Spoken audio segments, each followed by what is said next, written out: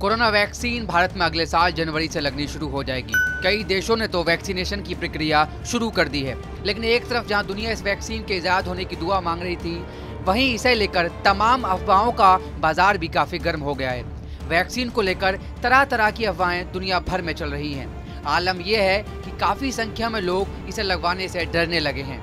हम आपको दुनिया भर की उन अफवाहों के बारे में बताएंगे जो वैक्सीन के आने से पहले ही लोगों के दिमाग में घर कर गई हैं। दुनिया भर में फैली इन अफवाहों में सबसे बड़ी अफवाह है कि दुनिया का एक बड़ा वर्ग मानता है कि वैक्सीन में सूअर के अंश का इस्तेमाल हुआ है।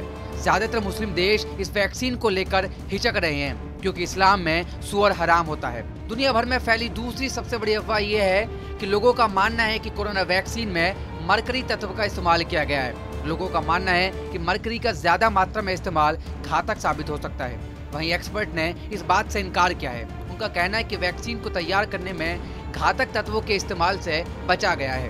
वैक्सीन से जुड़ी अगली अफवाह फार्मा कंपनियों को नुकसान में डाल सकती है। कुछ लोगों का मानना है कि कोरोना एक साधारण फ्लू है और फार्मा कंपनियों ने अपनी आमदनी बढ़ाने के लिए कोरोना के डर का इस्तेमाल किया है।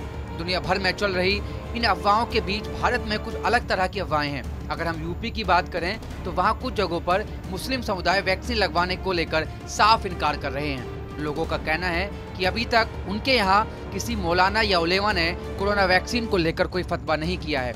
लोगों का कहना है कि वैक्सीन के आ जाने पर वो अपने समुदाय के उलेमाओं के फतवे का इंतजार करेंगे। हाल ही में वैक्सीन ट्रायल में शामिल होने वाले चेन्नई के एक वॉलंटियर ने दावा किया था कि सीरम की वैक्सीन का उस पर नेगेटिव प्रभाव पड़ा था।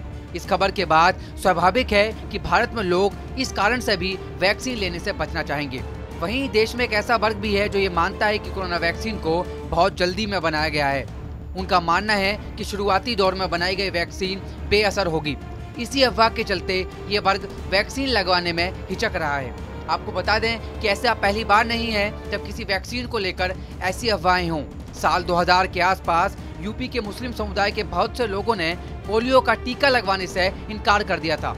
उनमें ये डर की भावना बैठ गई थी कि इस टीके के असर से बच्चे पैदा नहीं हो सकेंगे। साल 2016 में भी केरल के 2 जिलों में डिप्थेरिया का टीके को लेकर अफवाह फैली हुई थी। लोगों ने टीके लगवाने से इनकार कर दिया था। वो इस अफवाह के शिकार हो गए थे कि वैक्सीन में केमिकल, माइक्रोब्स और ऐसे तत्व हैं जो मुस्लिम समुदाय के लिए हराम होते हैं। लोगों में वैक्सीन को लेकर अलग अलग तरह की अफवाहें पनप रही हैं। वहीं देश भर में टीकाकरण की प्लानिंग कर रही सरकार को ये चिंता सताने लगी है कि कहीं देश के लोग टीका लगवाने से हिचकेंगे तो नहीं। इस खबर पर क्या है आपकी राय, हमें कमेंट बॉक्स में बताइए। बाकी देश और दुनिया की तमाम खबरों के लिए देखते रहिए TV9 भारतवर्ष।